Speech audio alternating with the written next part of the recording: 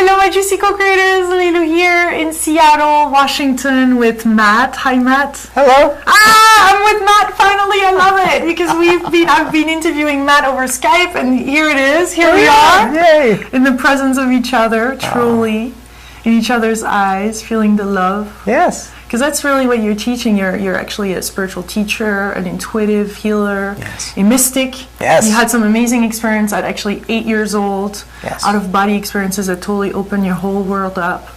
And so we're going to speak about the ascension and love and whatever comes up and is ready to be shared with the world. Absolutely. You have a lot to share. It seems like it. It seems like I'm guided to share this information, and it's just, it's the kind of thing where it's not only that I feel like I have an interest or a need to share this information, but it's something that when you come upon information like this, you can't imagine having anyone live their life not knowing this. Mm-hmm. You know, so for me, it's a sense of I can't imagine anyone not knowing this, and so I want everyone to know this. I want everyone to experience this. I want everyone to have all the options imaginable so they can transform their lives as deeply as possible. I just want people to know all the choices they have so they can live exactly the kind of lives they want to live. Tell us about that, and let's jump right in it. Okay. Tell us about what we should really know right now. The first step is that Earth is an angel academy. And that we are here. Like when we're taught to drive cars and we're driving in circles in a parking lot, and then when you learn how to drive, you drive out of the parking lot and take it for a spin. Earth is where we practice realizing through the soul's journey that we're angels. And when the body is done and we leave this earth plane, we go off to actually be the angels we already are. And so everything we're learning on this earth plane is the Angel Academy. And so for those of us that are here that are just participating in the awakening of humanity, it is that we've gotten so into the curriculum at the Angel Academy, we've gotten into the interactive ways in which we learn things, that our semesters of training are being learned through our experience of life, but we've gotten so into character we forgot the whole purpose. So the Ascension is waking up to the fact that the earth plane is the Angel Academy, and that everything that we're learning, which everything is orchestrated by universal will, is so that we, the souls, can evolve into the highest beings and the most freely expressive, radiant manifestations of love imaginable. So that as we begin to realize who we are as the angels that we are, not only does the collective frequency of Earth elevate, but it's the necessary training ground for us to start jumping into the higher dimensions. And this is just really where we learn how to use our wings, and then we go flying. And so I'm just here representing the Ascended Masters and Archangels that I've worked with since I was a 8-year-old child, and to help to activate and awaken the potential in all, so that all of us can really start to understand through the storyline of life what's really happening in the Angel Academy, and more importantly, how can we live our daily lives, and on a daily basis see that every part of your life is trying to help you to awaken, to clear, to release cellular memories. And when you start to get into that flow and seeing what life is really inviting you to practice and do, not only does it purify and activate all that you are, but it's a gift of service that allows others to recognize the light of themselves within all that you're shining through. And so it's a beautiful thing for all of us to do for one another. And so as we're doing that, our love expands, doesn't it? Yeah, I would say that the sensation of love expands at the rate at which we're willing to let it in. And the rate at which we're willing to let it in and receive is based upon a few things. One, of course, is that we let it in based on the more we think we're worth it. So as our self-worth increases, we let more love in. But what actually keeps us from letting in the highest frequency of love, which gives us the sensation that our love isn't very expansive, is the constant pursuing of more and better. And so what's happening on the earth plane is that what we see is the extinction of the pattern of overconsumption. And if we could all just allow ourselves to see that at the rate at which we're seeking more and more and more and better, whether in our lives, our careers, our spiritual lives, whatever it is, the constant seeking of more and better is equal to the fear and resistance we have in our lives. And if we just stop seeking more or better, what happens is the fear and the dissatisfaction starts to melt away. And in that space, we have more of a capacity to receive love. So it's the same love, which is being received at a deeper level, which gives the perception that our love is expanding. Beautiful. Yeah. So you're saying that there's really 2 planets. Are they already there? I would say that in reality, there are infinite versions of Earth, which each one being a dimension of possibility, and that all of us are interacting with all the different Earth planes. And in any given moment, we're stepping in and out of parallel dimensions based on where our energetic frequency aligns and what is going to reflect back to us, the confirmation of our belief system. So if we can clear out the old beliefs, if we can expand the frequency of our energy, and again, one of the misperceptions is if I expand my energy frequency, then something can pull me out of that state and I gotta keep trying to maintain it. The reality of what we're learning now, because what we're learning now about spirituality is drastically different from what we even thought it was 2 years ago, is that energetic frequency is like a movie that has a fast forward, but it has no rewind. Once you shift to a frequency, you don't go back. And so what we're learning is that what we attract is just reflecting back to us what is possible based on where our frequency of energy is, which is based on what beliefs we're holding on to, which then motivates the choices we make, that continuously reflects back to us what kind of world is possible. And as soon as those things start to shift in our energetic field, we immediately are in a different body. So there's a gazillion version of Lilus and Matts all in the universe. And we're only experiencing in every moment whichever version of ourselves in that moment radiates and reflects a certain energetic frequency. So like if the analogy was, let's say we go to the movies and we see Sandra Bullock in the movie. And we have one scene where Sandra Bullock is happy, and we have one scene where she's sad.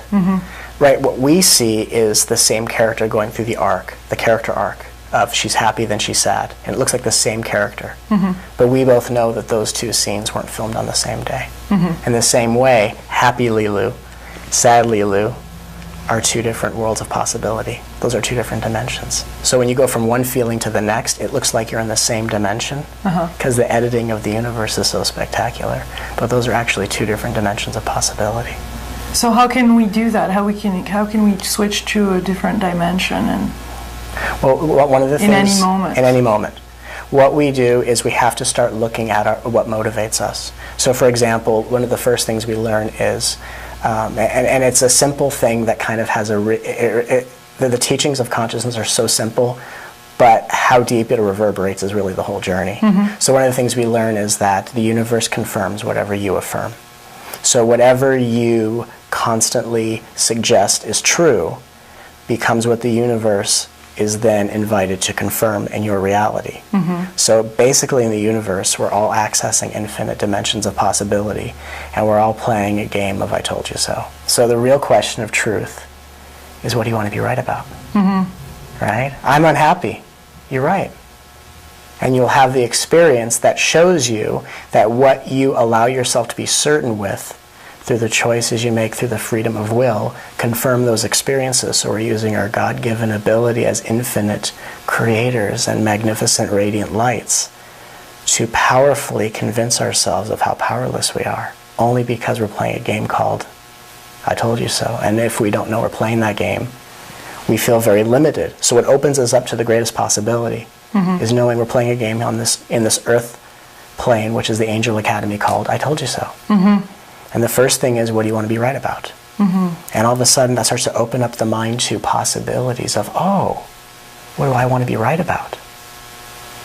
And the other part of this, that how we start accessing the different dimensions, is we clear cellular memories. And every day of all of our lives, everything you need to clear cellular memories is already happening. And what happens is you attract a situation that reflects back to you a world of possibility based on your belief systems. It causes an emotional trigger in your body. The emotional trigger is the nervous system actually releasing out cellular debris that's outdated, that's keeping your frequency limited. The emotions you feel in your body are the themes of what's being released out of your energy field. A space has just been created by that trigger. If we then make up a story about the reaction and blame the person who triggers us, or blame ourselves for reacting like it's some bad spiritual thing to do, we then fill in that space of healing with more debris that the universe will have to create another experience to trigger and to release again. So on a daily basis, we're already clearing so many cellular memories. We just have to learn that's actually how the body is healing, that when we're reacting, we're actually having a moment of cellular healing. And it's our stories about the healing process that we don't understand that causes us to fill in the empty space with more stuff to clear, which is why we don't feel the relief of it. So what would you say, Matt, what would be the recommendation? Because a lot of people are facing divorce, separation, job loss, bankruptcy, losing, like me the other day, a laptop, like some crazy little things like that keep on showing up. So what is that as an opportunity? An opportunity for healing? Is that what you're saying? Or to react differently, or to liberate ourselves from an old memory? What I would say is that every reaction is a moment of cellular healing. So whatever manifests external in our lives is whatever situation needs to be the magnet that pulls the cellular conditioning out of your body, so that you can then be freed of the cellular memories that allows your energetic frequency to naturally exist in its natural state, which is always naturally existing at the highest frequency possible. And so if we can see that everything external is not an enemy, it's not taking from me, right? It's only feeling like it's taking from me when we're identifying with the body and we're lost in this overconsumption and, deciding whether things are adding or subtracting to my well-being, which is a state of survival and threat. But if we really could see that everything that comes into my life is given to teach me something, what is it here to teach you? It's here for you to create a relationship with, whether it's a person, an animal, possessions. Everything's given to you to create a relationship. That relationship then serves its highest purpose on your soul's journey when it expires and when it goes away. Like a magnet, it pulls out of you all the reactions, the mourning, the grief, the loss, the heartbreak, the failure. All of that is what's being pulled out of your energy field. And most people don't know that what they're feeling negatively is actually what's leaving. So they feel one way, they think the feeling means this is stuck here and I need to get beyond this to feel the way I want to feel. They don't know that everything external that comes and then goes takes with it all of what you could never have been freed of unless something that devastating happened to you. So it's not like we should look at it differently. It's feel however you feel. Allow yourself to change your relationships with your reactions. So it's not a matter of not reacting. It's change your relationship with reactions and say that when a reaction happens, I'm only having this momentary energetic garage sale and giving back all these cellular memories that don't belong to me. And I'm freeing up my field just by recognizing that what I'm feeling is healing itself and leaving the field and returning to the source of origin. And life already does this automatically. All you have to do is recognize this is the highest purpose. See the moment through the highest perspective of consciousness. And you will see that all you're here to do is to allow what already unfolds to unfold. Tell us about the importance then of I truly feel that authenticity then is really important, isn't it, in that moment? That really helps to shift and to open something. Authenticity, right, absolutely. And for me, authenticity feels like uncompromising honesty, which is be honest with yourself. If you're sad, allow yourself to be sad. But the difference between the integrity of healing and kind of struggling is that when you're sad, just allow yourself to feel what you're feeling without focusing on what ideas you have about it. And so I think that's a really important point, that when I'm sad... Authentic and at the same time then not in balance, but just letting it be what it is instead of adding even more to it. Right. In fact, what if we were to allow ourselves to feel sad, to know that when we're sad, we're allowing ourselves to feel the paradigms of sadness that are being healed and released out of the energy field at the rate at which you feel it. Every time you allow yourself to feel sadness, you're saying, I'm willing to let go of this now and let it heal completely. And what you're feeling is leaving your energy field. And so we allow ourselves to feel what we're feeling without focusing on what we think about the feeling itself. And that's a really big thing, because even you can hear people talk in the spiritual communities about, oh, that's a story, or let go of your story. But you could always look at letting go of your story, but it doesn't mean you're going to openly feel what's there. And if you knew that at the rate at which you openly surrender to feeling your feelings was what you're allowing to leave your field. And even if you say to yourself, I allow this feeling to be felt, knowing what I'm feeling is leaving my energy field, you'll actually feel the shift happen faster. It is incredible. I've experienced that recently with a lot of sadness I've experienced through a breakup, and it was amazing the speed at which then it heals. Yes. Because it was just is. And then you go through those rapid waves, I feel. Like all of a sudden you're in a place of ecstasy, and then boom, the sadness come back, and then boom, until all of a sudden there's no more tears and no more sadness. Right. So we do have access more and more absolutely to this, and faster than before. It feels Much those faster. patterns can be gone totally quite rapidly. Yeah, in fact, the highs and the lows is only based on our history of judgments. That if we actually were to take a vacation from hoping for something better, if we were to let go of assuming that something worse is going to happen. So if we just take a vacation from hoping for better, expecting worse, just eliminate both possibilities. Let go of better or worse. Right here, there's no highs and lows. There's just this. And this, which for some people feels empty or feels like nothingness, but that's actually the foundation of love. Love is the eternal light of existence, embracing itself in one form or another. And so in this moment, it is the light of ourselves embracing itself in this interaction we're having right now. And so it's a space where there doesn't have to be the highs of positive that we say, oh, as high as I am positive means as far as I'm away from negative. It doesn't have to contain the judgments. In fact, true love is cultivated and recognized when we're on vacation from comparing positive and negative with one another. So would you say that it's only in this space that the heart opens? What are the best conditions for the heart? Yes, because it's in the space where you're not comparing highs versus lows, where the heart no longer feels threatened like it's in a war zone. So you can be in inner conflict and your heart can feel like it's in a battlefield. It doesn't know the difference. So I would say is the condition for your heart to be open is one where there is equality being given to all experiences. And there is an ability to surrender the need for a future outcome to keep you holding out for a better opportunity to feel what's here right now. And so we just let go of the future. It will be here when it's here. We no longer compare and contrast high feelings, low feelings. We simply say, whatever I feel that I don't like, I only don't like it because I'm experiencing my history of judging it. And I judge it because when I felt that way throughout my life, it's associated with memories where I remember being rejected, abandoned, not loved, misunderstood, misperceived. And so we have these associations that say, based on my history with this feeling, I can expect that if that feeling comes back, something good's not going to come of it. And it doesn't allow us to release the cellular memories in the way that it's trying to. I mean, every time there's a reaction, it's trying to release itself. And we literally hold it from being released by saying, no, I'm going to hold on to you and make up another story about it. And so if we can just say, okay, whatever comes my way, I'm going to heal spontaneously. And when the feeling is there, it's leaving. And I allow it by feeling, maybe sending some I love yous to the heart, which is a way of saying, I'm ready to let you go now. And we liberate the feeling from being possessed by ourselves.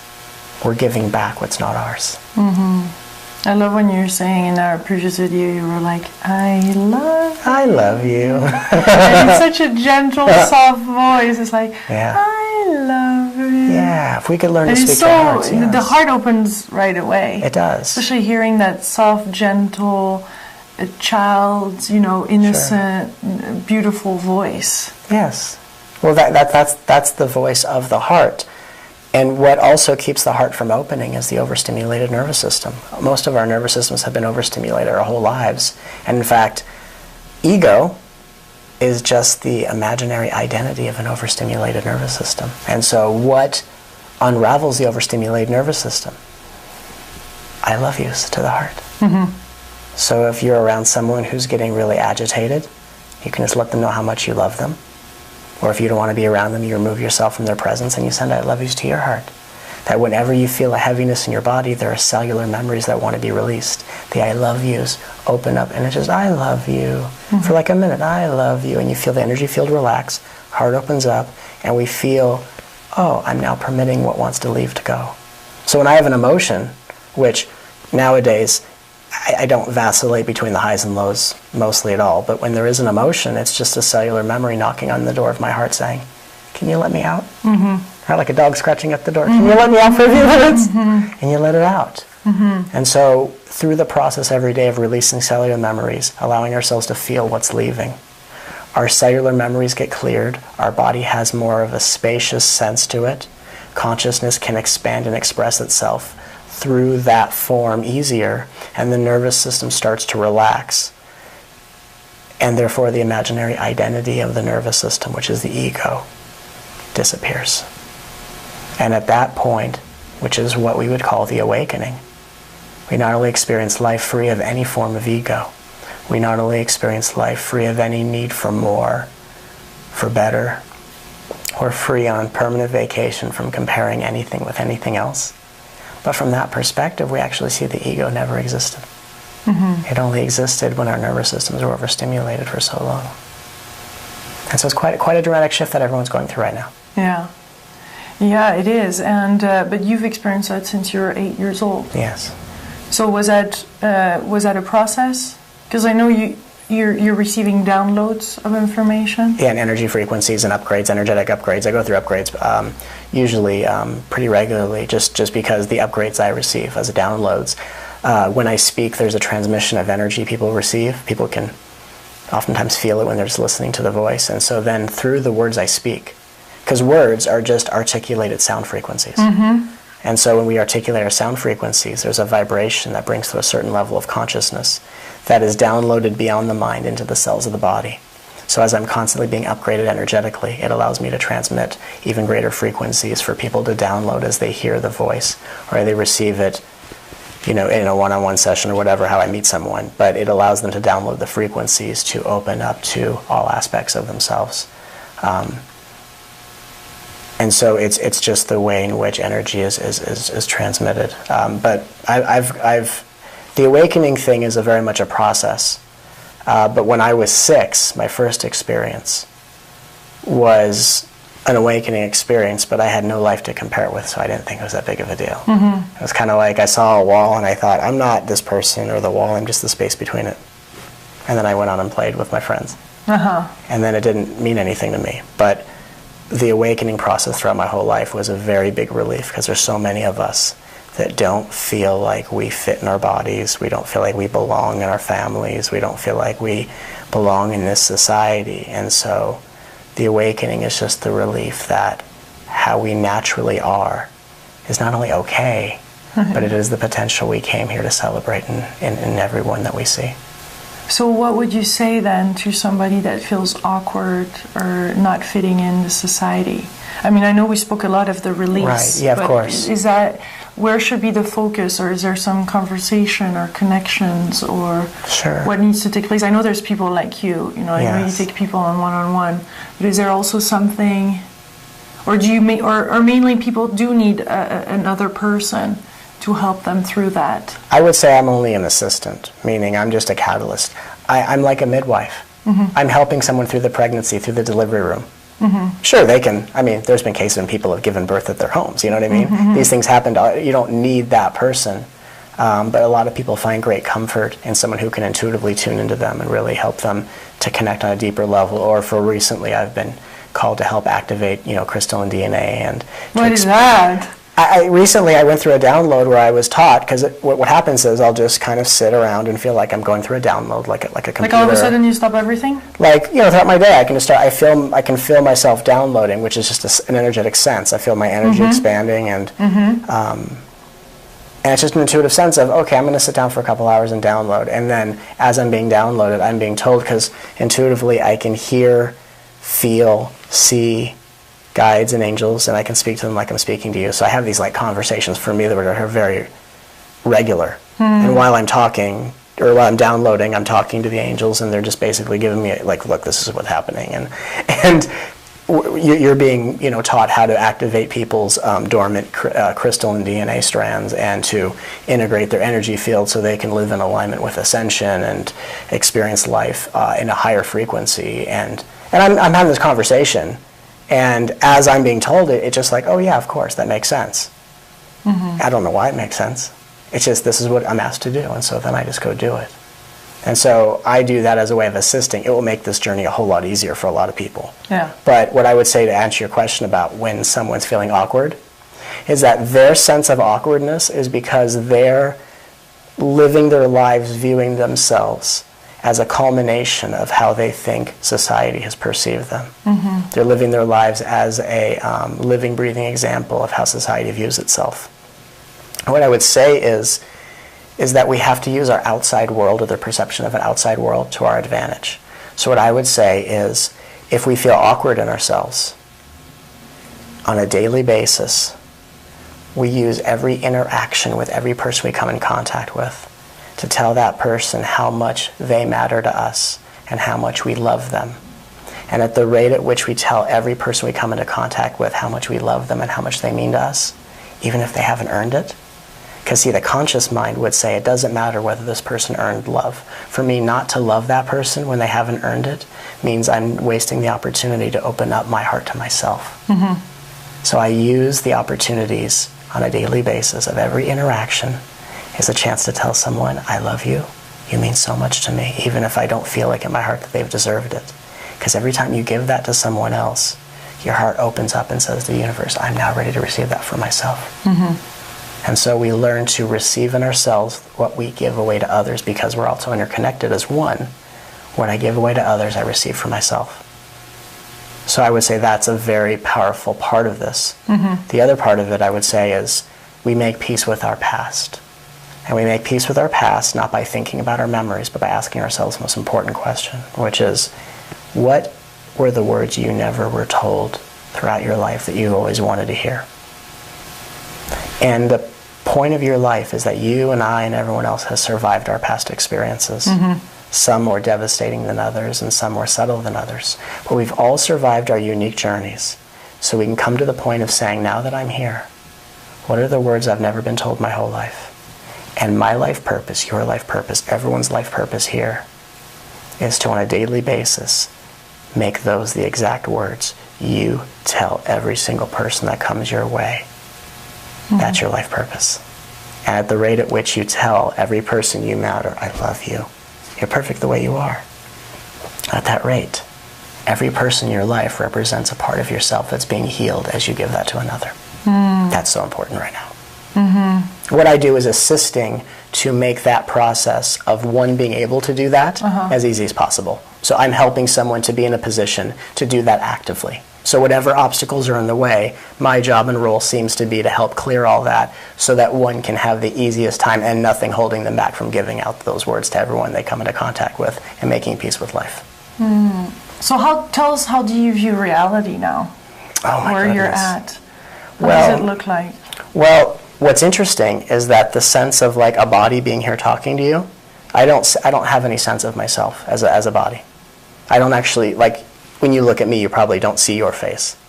But I don't see in my peripheral mostly anything. Mm-hmm. I feel like an open space of, when I say nothing, I don't mean nothing like no value. I just like a nothingness, like a sense of presence. Mm-hmm. I don't sense myself as a person. I don't sense myself as a certain ethnicity.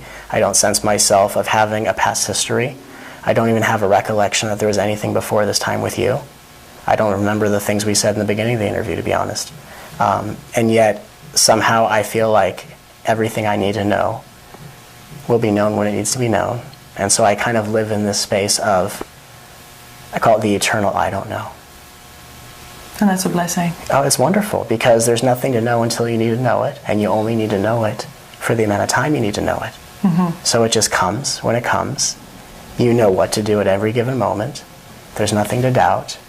And for me, what's really interesting is, like when I look at you, I see your form as a person, but I see like little dots, little pixels. Like if we were looking at a TV screen, when it's all like fuzzy and snowy, like I see this translucent snow of subatomic particles that actually makes up the appearance of you.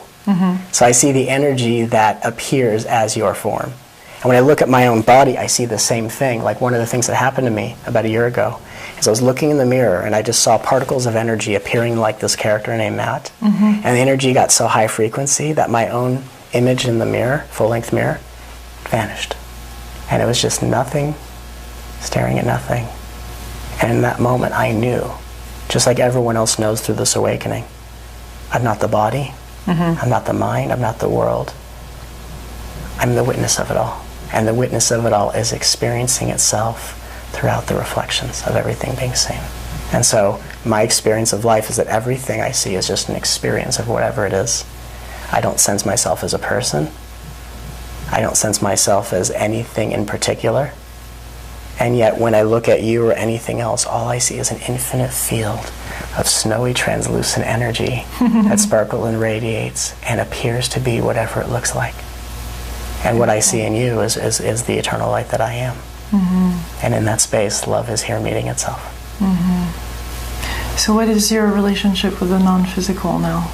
The same as my relationship with the physical. It's all the same to me.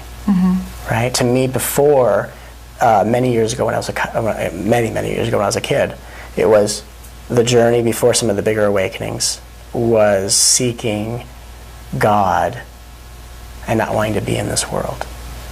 And now that God has been realized as the eternal light that meets itself in all, the spiritual experience isn't trying to get away from the world and get to God. The ultimate spiritual experience is recognizing God, experiencing what it's like to be a person. So being a person is for me the ultimate spiritual experience. Form is the ultimate magic trick. And it's not because it's an illusion, it's because it's the magic of life appearing to itself. So this conversation to me is the most ultimate spiritual experience. And there's not a seeking of better experiences. There's just a surrendering into the absorption and knowing that form is just the costume jewelry, the decoration of such a magic trick. This is so awesome. And I would love this activation. Yeah, I wanted to have you experience the activations and the crystal and DNA activations we talked about, because I just think it'd be so interesting for you to experience it. And it's always so different because intuitively it's always specific for the person. But I just think that for all of us to be able to experience what is possible, what choices are available to us. You know, I'm only existing as a choice someone can make that says, I want my life to be easier, and I want nothing in the way of giving out the messages of telling people the messages I was never told as a child. I want nothing in the way of learning and living my life consciously in the Angel Academy. And I'm ready to experience the absolute capacity of my soul's potential. And so I am just one of those possibilities that's here to assist and allow everyone to have exactly the experience they want to experience. And like I said, for you, how long does it take? Well, what we're going to do in between, I'm thinking maybe 10, 15 minutes. Usually when I'm working with someone, I take them through an hour process, just because I like to activate, and then I like to wait, and then I tune in and I actually can feel the rate at which it's downloading, integrating from into their physical form. And I can go, oh, that's integrating, or I go, oh, there's something in the way there, and then we address this. And so it's all very intuitive. So what could be in the way? Give me an example. Well, for example, like if there is an activation of crystalline DNA, and then what is in the way that binds them to their old carbon-based DNA is an attachment or an identification to their genetic lineage or their family's ancestral bloodline. Or for example, as children, what we do very often is we actually, when we're not being loved by a parent directly, we try to be one with their love by taking on the exact characteristics of the parent that we feel block us from being loved by them. So we wind up actually in a lot of ways becoming the qualities of the parent that we seem to feel unloved by.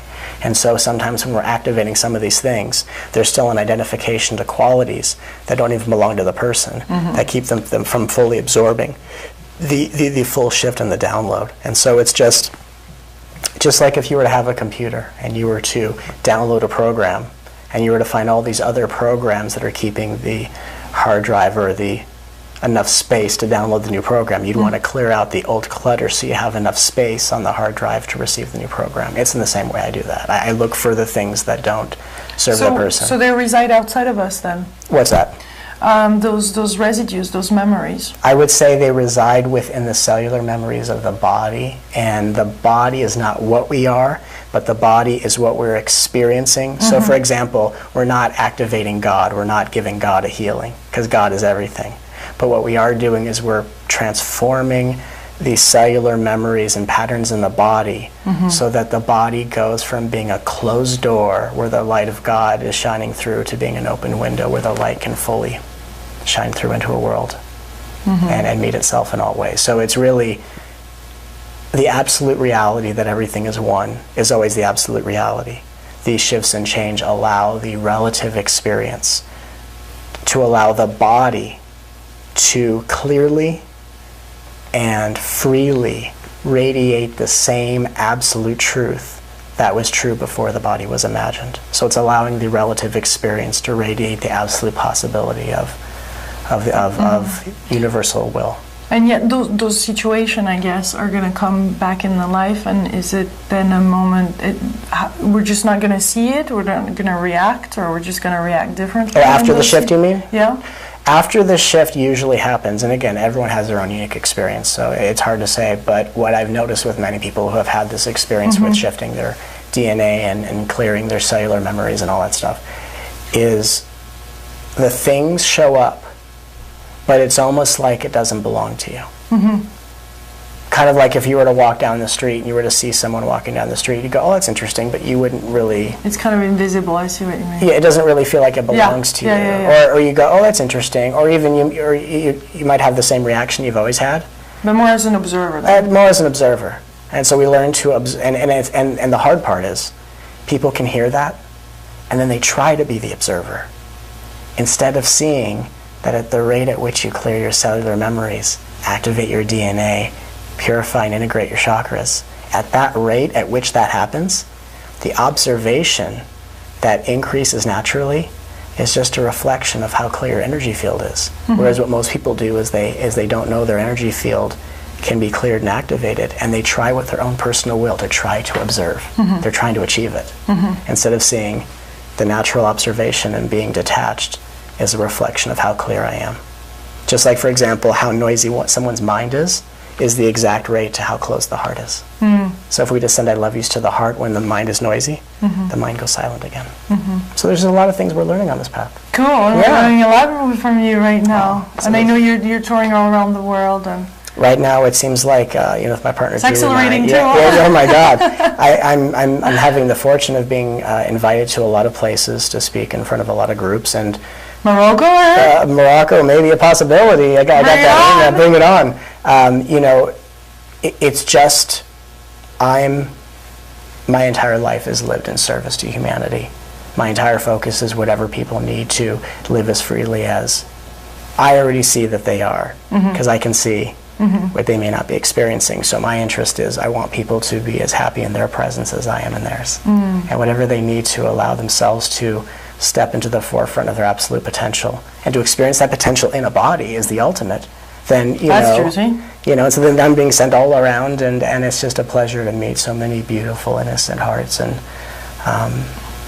to not make this so difficult for people anymore, because it doesn't have to be difficult anymore. Yeah, it doesn't have to. Well, thank you, Matt. This was awesome. Thank you. Much juiciness, isn't it? This is good. This is awesome. Much love, my beautiful co-creators from Seattle. And I want to let you know that if you want to continue supporting the tour works on donations. So any beautiful donations that you have to allow us to continue to have those beautiful conversations with people like Matt are more than welcome. The website is juicylivingtour.com. Much love. Bye-bye.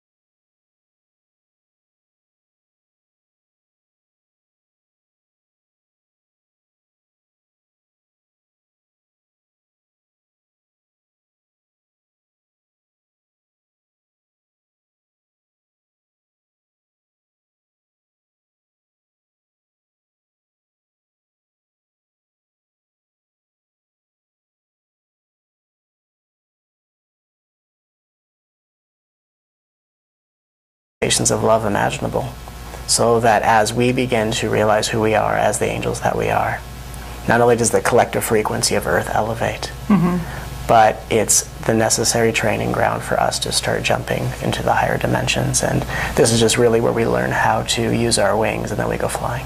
And so I'm just here representing the ascended masters and archangels that I've worked with since I was a 8-year-old child, and to help to activate and awaken the potential in all, so that all of us can really start to understand through the storyline of life what's really happening in the Angel Academy, and more importantly, how can we live our daily lives, and on a daily basis see that every part of your life is trying to help you to awaken, to clear, to release cellular memories.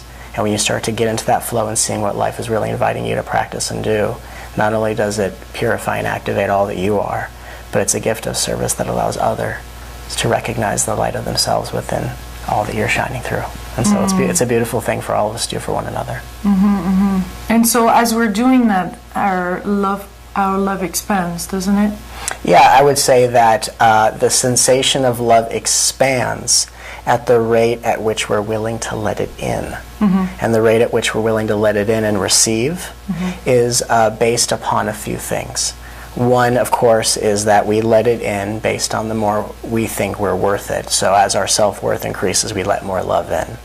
But what actually keeps us from letting in the highest frequency of love, which gives us the sensation that our love isn't very expansive, is the constant pursuing of more and better. And so what's happening on the earth plane is that what we see is the extinction of the pattern of overconsumption. And if we could all just allow ourselves to see that at the rate at which we're seeking more and more and more and better, whether in our lives, our careers, our spiritual lives, whatever it is, the constant seeking of more and better is equal to the fear and resistance we have in our lives. And if we just stop seeking more or better, what happens is the fear and the dissatisfaction starts to melt away. And in that space we have more of a capacity to receive love. So it's the same love which is being received at a deeper level, which gives the perception that our love is expanding. Beautiful. Yeah. So you're saying that there's really 2 planets. Are they already there? I would say that in reality there are infinite versions of Earth, which each one as deeply as possible. I just want people to know all the choices they have so they can live exactly the kind of lives they want to live. Tell us about that, and then let's jump right in it. Okay. Tell us about what we should really know right now. The first step is that Earth is an Angel Academy. And that we are here. Like when we're taught to drive cars and we're driving in circles in a parking lot, and then when you learn how to drive, you drive out of the parking lot and take it for a spin. Earth is where we practice realizing through the soul's journey that we're angels. And when the body is done and we leave this earth plane, we go off to actually be the angels we already are. And so everything we're learning on this earth plane is the Angel Academy. And so for those of us that are here that are just participating in the awakening of humanity, it is that we've gotten so into the curriculum at the Angel Academy, we've gotten into the interactive ways in which we learn things, that our semesters of training are being learned through our experience of life, but we've gotten so into character we forgot the whole purpose. So the Ascension is waking up to the fact that the earth plane is the Angel Academy, and that everything that we're learning, which everything is orchestrated by universal will, is so that we, the souls, can evolve into the highest beings and the most freely expressive, radiant manifestation, being a dimension of possibility. And that all of us are interacting with all the different earth planes. And in any given moment, we're stepping in and out of parallel dimensions based on where our energetic frequency aligns and what is going to reflect back to us, the confirmation of our belief system. So if we can clear out the old beliefs, if we can expand the frequency of our energy, and again, one of the misperceptions is if I expand my energy frequency, then something can pull me out of that state and I gotta keep trying to maintain it. The reality of what we're learning now, because what we're learning now about spirituality is drastically different from what we even thought it was 2 years ago, is that energetic frequency is like a movie that has a fast forward, but it has no rewind. Once you shift to a frequency, you don't go back. And so what we're learning is that what we attract is just reflecting back to us what is possible based on where our frequency of energy is, just based on what beliefs we're holding on to, just based on which then motivates the choices we make, that continuously reflects back to us what kind of world is possible. And as soon as those things start to shift in our energetic field, we immediately are in a different body So there's a gazillion version of Lulus and Matts all in the universe. And we're only experiencing in every moment whichever version of ourselves in that moment radiates and reflects a certain energetic frequency.